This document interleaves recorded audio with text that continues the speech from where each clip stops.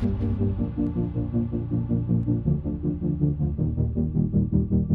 is Clee Hill, which is a little area in Ludlow in the UK.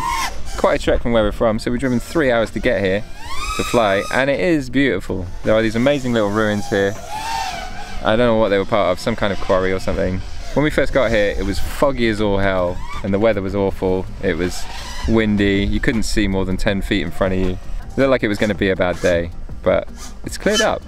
Waited it out for an hour. We met a whole bunch of people here as well. It looks like there's another group of people flying that came here on the same day. Looked like they had the same idea and had the same problems with the fog in the morning. But yeah, it started to clear up, started to find some space between all the people walking through and get a few packs in.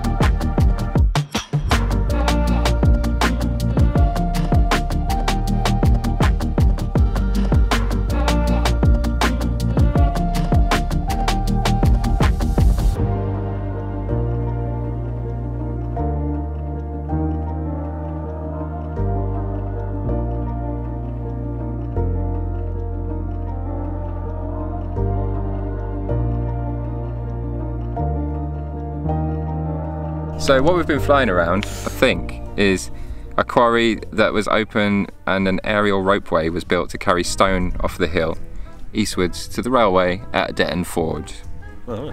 The footings were the tall pylons, so that's what all this shit is. Yeah, they're all the tall. So that would have been a rope. That's the footings. So we're like under a building. Well, Matey Boy said. Yeah, he said we were under a building. This was level 1. And then that's obviously -1, -2. You've got quite a lot of people around, Pat, just so you know. Yeah, there's people about, mate. These would have been tall sort of pylon-y things with ropes on. I guess so, yeah. Like, and a rope swing going, or rope line. Rope swing. A love swing. Rope line going all the way down. It's just the entertainment section of the quarry. Every quarry needs a good rope swing. Come on. Oh, all freshies. I think it's the first time. Oh, that's snappy.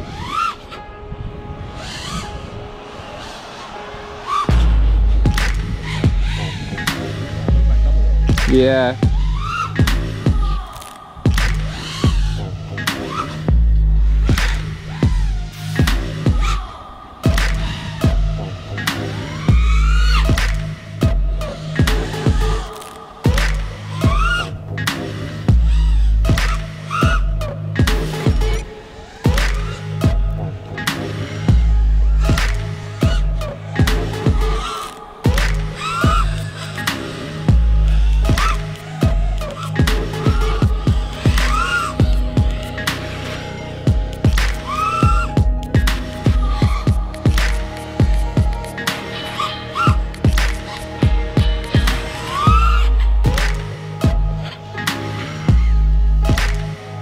Where are you?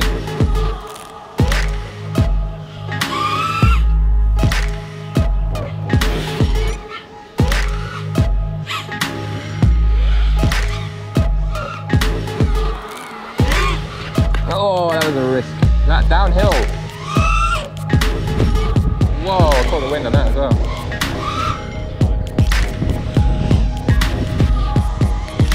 This is better.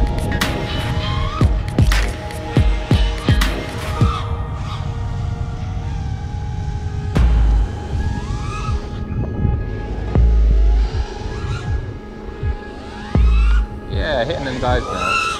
Feels much better. We'll find out the GoPro stopped recording now. And then we got to go for a little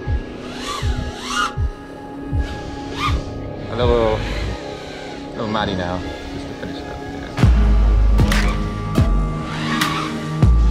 Yeah. I mean, got through. It was messy. The big one. Better. Yeah, I didn't go far back as well.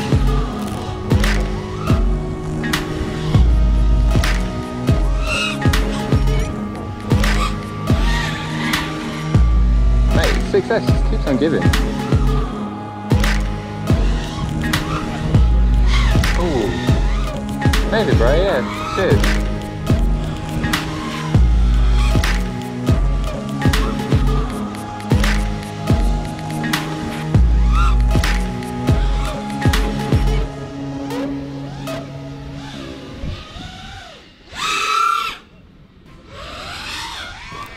Clee Hill delivered, I'd say. It wasn't looking good in the beginning. Adam basically decided we should come to this place, and it was so foggy and so windy, you can barely see 10 feet in front of you. It was looking a little bleak, but now it is absolutely beautiful, and it has been awesome. Yeah, the first 2 hours were a bit sketch, and then the last 5 hours have been absolute bliss. So, yeah, hope you enjoyed it. Thank you all for coming along on the adventure. Thanks, Adam. He's the one that did all the driving, so he should. Cheers. You should go sponsor him. Yeah, sponsor me. Subscribe, sponsor him too. If anyone's there.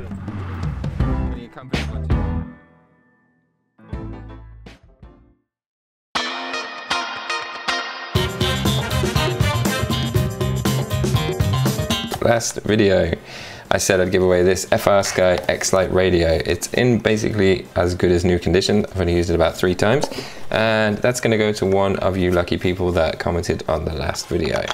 There was about 560 odd, so it's there's a lot. There's going to be a lot on that wheel. It is a big one, so without further ado, let's find out who's going to win it.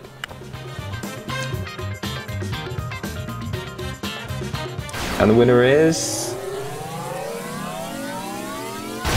Jeremy Marano. Watching your progress is real inspiration. Thank you very much, Jeremy. I hope you did enjoy the video. You have won the X-Lite, the FR Sky X-Lite. All you have to do to claim is just check in the description, and there's an email address. Just shoot me an email and we'll take it from there. Right, congratulations, Jeremy. To everybody else, there is of course a giveaway this video. This time I'm giving away this transmitter case from Torvol and the 3 bags of Azure 5150 race props. So, if you want to have a chance of winning these 2 things, you know what to do. Just leave a comment with a $sign in it below, and you'll be entered into the giveaway in the next video. Don't forget, these prizes will be shipped out by UNMANNEDX. They're a local shop to me, and they handle all the delivery of my giveaways. So big ups to them, and go check them out if you need any quad bits.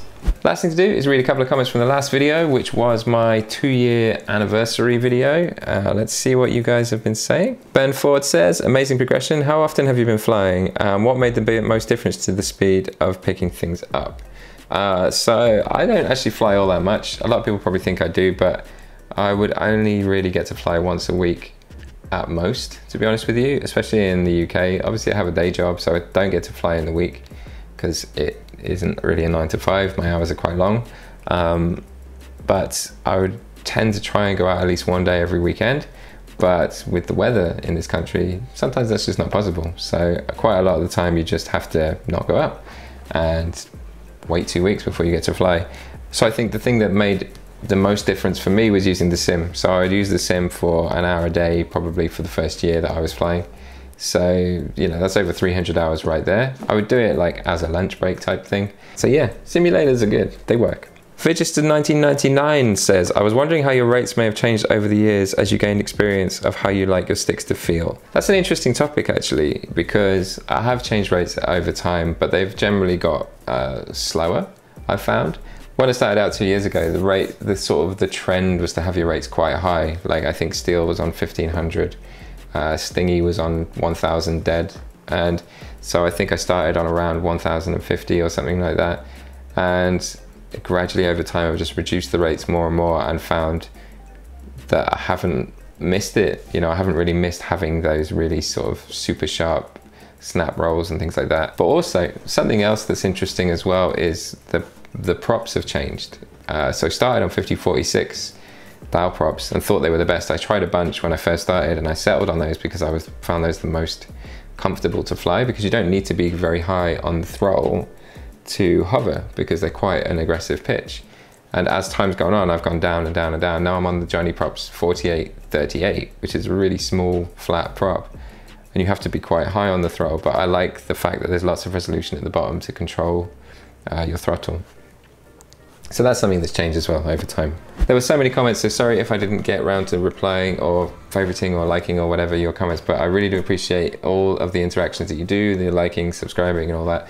It really means a lot. So thank you for that. I'm sorry this video took a long time to come out as well. I have had a lot of stuff on in my work, and yeah, it's made it quite difficult to bring these out. So it's been a bit of a longer gap this time. But there's some more exciting things coming, I promise. If you do feel like you want to see more stuff that I put out, I do post more frequently on Instagram than YouTube, because it's generally easier just to chuck up a 1-minute clip than it is to do a full form video. So yeah, go check it out on the on this one. Yeah, there'll be a link in the description anyway. So thank you very much for watching, and I will see you in the next one.